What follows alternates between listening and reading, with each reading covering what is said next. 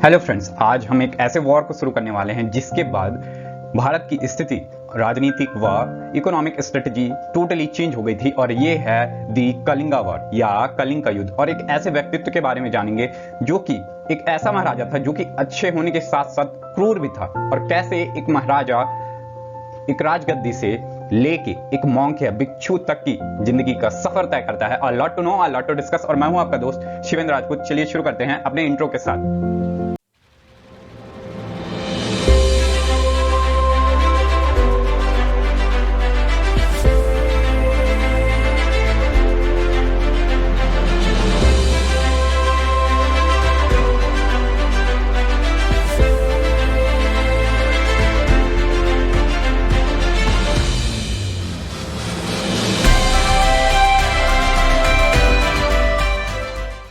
आज का thought of the day है जो कि खुद सम्राट अशोक का है। It is wrong to condemn any other sect.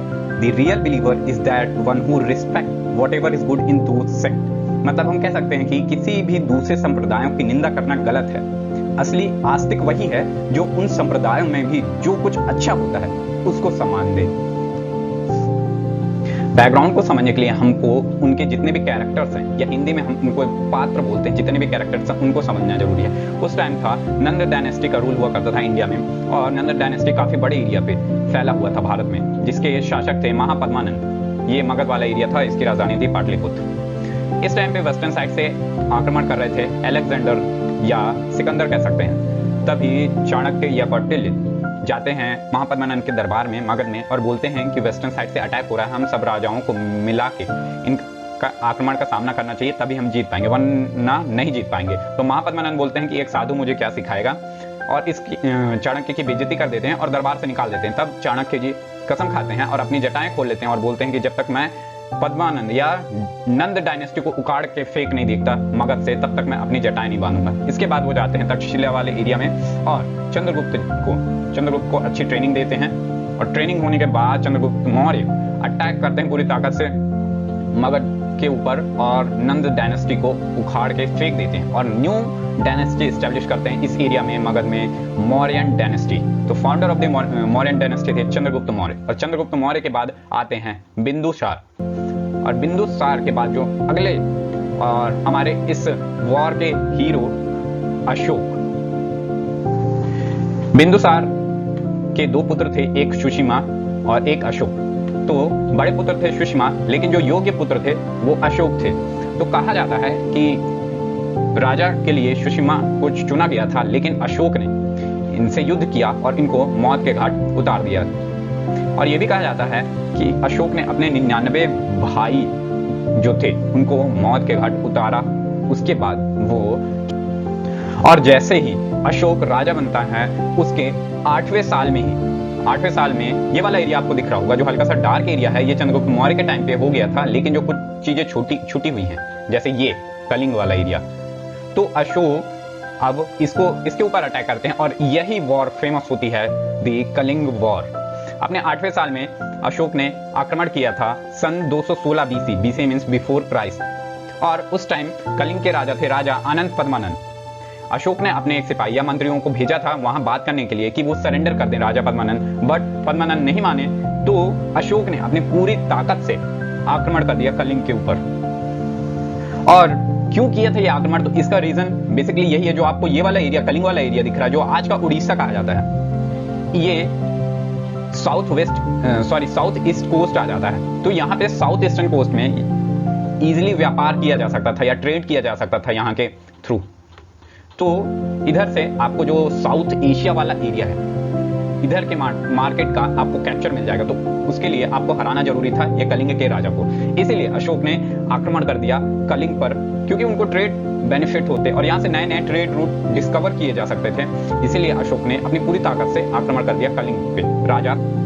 इस वॉर में कुछ मेजर इवेंट्स हुए अकॉर्डिंग टू मैग्नेटीज, कि जो कलिंग का राजा था उसके पास भी बहुत बड़ी आर्मी थी, उसके पास भी कैवलरी थी, एलिफेंट्स थे, इन्फेंट्री थे। मतलब उस कलिंग के राजा पद्मानंद की भी आर्मी बहुत बड़ी थी और स्ट्रांग थी। इसके बावजूद जो रॉक एडिक्ट्स मिले हैं अशोका के, या शिलालेख कह सकते हैं, उसमें हमको ये मिलता है कि लाखों लोग से ज्यादा लोग जिनको अशोक ने या अशोक की आर्मी ने पूरा काट के काट दिया था, एकदम कत्लेआम मचा के रखा था, चाहे बच्चे हों, चाहे बूढ़े हों, औरत हों, सबको कत्लेआम काट काट के पूरा जो वहां की भूमि थी उसमें पूरा काट दिया था।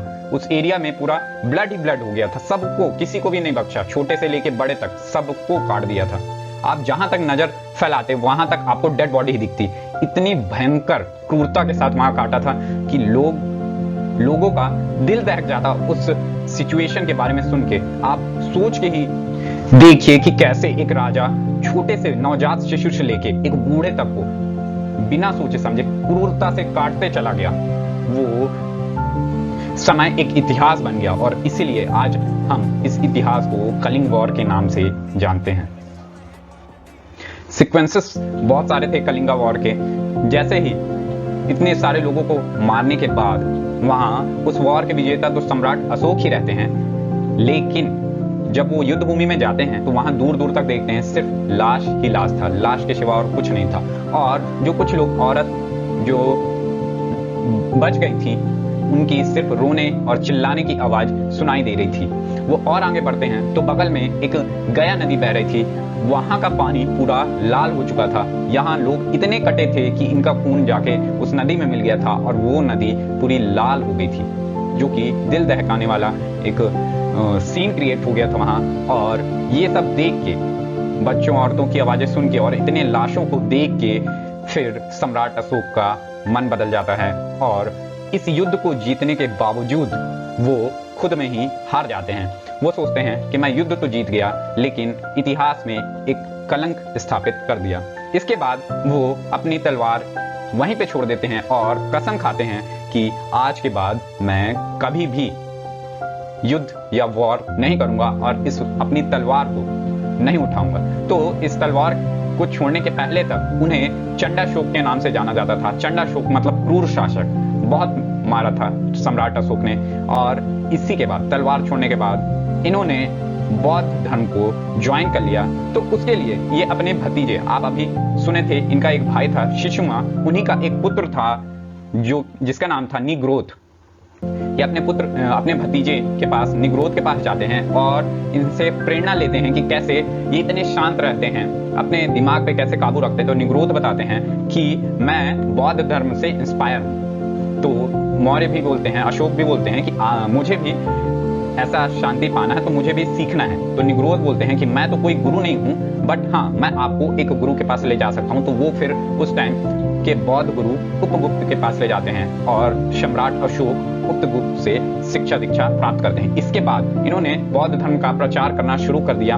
इन्होंने इंडिया के साथ साथ India, Pakistan, Afghanistan, even Greek तक एरिया वाले में पूरा बौद्ध धर्म का प्रचार किया। इवन अपने जो बेटे का नाम था महेंद्र और बेटी का नाम था संयोगिता, इनको श्रीलंका भेजा गया ताकि श्रीलंका में बौद्ध धर्म का प्रचार प्रसार हो सके। लेकिन इनमें एक बहुत ही अच्छी चीज थी, ये अपने एरिया में ये खुद फॉलो करते थे बौद्ध धर्म, लेकिन वो किसी के ऊपर जबरदस्ती नहीं करते थे अपने शासन में कि मेरी जो जनता है वो भी बौद्ध धर्म फॉलो करे। वो ये बोलते थे कि ये मेरा व्यक्तिगत धर्म है, मैं इसे फॉलो करता हूं। और फिर इन्होंने धम्म की स्थापना की। धर्म मीन्स व्यक्तित्व, मतलब कैसा अच्छा व्यक्तित्व हो सकता है। ये कोई धर्म नहीं था, ये अच्छे व्यक्तित्व के बारे में था, जो लोग इस धर्म को ज्वाइन करते जा रहे थे और एक अच्छे जीवन की ओर बढ़ते चले जा रहे थे। लेकिन फिर भी तलवार छोड़ने के बावजूद उनके शासनकाल में किसी और ने उन पर आक्रमण नहीं किया, क्योंकि वो जानते थे कि सिर्फ तलवार छूटी है, तलवार चलाना अशोक नहीं छूटे हैं। तो यदि कोई आक्रमण करता तो शायद क्या पता वो दोबारा तलवार उठा लेते। इसलिए इनके टाइम पे कोई भी इनके ऊपर आक्रमण नहीं किया। इस पूरी बैटल को हम ऐसे समराइज कर सकते हैं कि बैटल ऑफ कलिंगा 261 BC में स्टार्ट हुआ था। क्यों हुआ था? तो इनको ट्रेड रूट चाहिए था, साउथ ईस्ट वाला एरिया, वहां से अलग अलग ट्रेड रूट को डिस्कवर करना था, जिसके लिए सम्राट अशोक ने कलिंग पे आक्रमण कर दिया। कलिंग के राजा थे राजा पद्मानंद, उन्होंने भी युद्ध शुरू कर दिया और दोनों के बीच युद्ध होता है, जिसमें सम्राट अशोक ने लाखों को मौत के घाट उतार दिया, खून की नदियां बहा दी। और ये सब देख के उनका दिल दहक जाता है और वो खुद शर्म से शर्मसार हो जाते हैं और तलवार छोड़ देते हैं और वहीं कसम खाते हैं कि मैं आज के बाद कभी तलवार नहीं उठाऊंगा, कोई युद्ध नहीं लड़ूंगा। और इसके बाद वो एक मॉन्क या फिर भिक्षुक का जीवन शुरू कर देते हैं और चारों तरफ विश्व में अपना धर्म, बौद्ध धर्म को प्रचार करने लगते हैं, जिसमें श्रीलंका में सबसे प्रमुख अपने पुत्र महेंद्र और पुत्री संयोगिता को बौद्ध धर्म के लिए प्रचार प्रसार के लिए भेजा गया था। और इसमें एक इंपॉर्टेंट चीज है कि इनके जो लेखन अशोक ने ही शुरू किया था। तो इंडिया में जो शिलालेख मिलते हैं वो बेसिकली ब्राह्मी लिपि के जो शिलालेख होते हैं वो इंडिया में मिलते हैं, और जो खरोष्टी लिपि के शिलालेख हैं वो पाकिस्तान वाले एरिया में मिलते हैं। और ग्रीक साइड भी जो सबसे दूर है वो अपन को ग्रीक वाले एरिया में मिला है, तो वहां पे ग्रीक लिपि लिखी जाती थी और ग्रीक शिलालेख वहां मिले हैं। तो यदि आपसे पूछा जाए तो इंडिया में ब्राह्मी लिपि लिखी जाती थी, पाकिस्तान में खरोष्टी लिपि लिखी जाती थी और ग्रीक में ग्रीक लिपि, क्योंकि जिस एरिया में जो लिपि समझी जाती है उसी लिपि से सम्राट अशोक ने क्या कहते हैं शिलालेख बनवाए थे। तो इंडिया में ब्राह्मी, पाकिस्तान में खरोष्टी और ग्रीक में ग्रीक लिपि। आई होप आपको एवरी कैरेक्टर अच्छे से समझ आ गया होगा कि किस कैरेक्टर का क्या रोल था और ये युद्ध एक्चुअली हुआ क्यों था।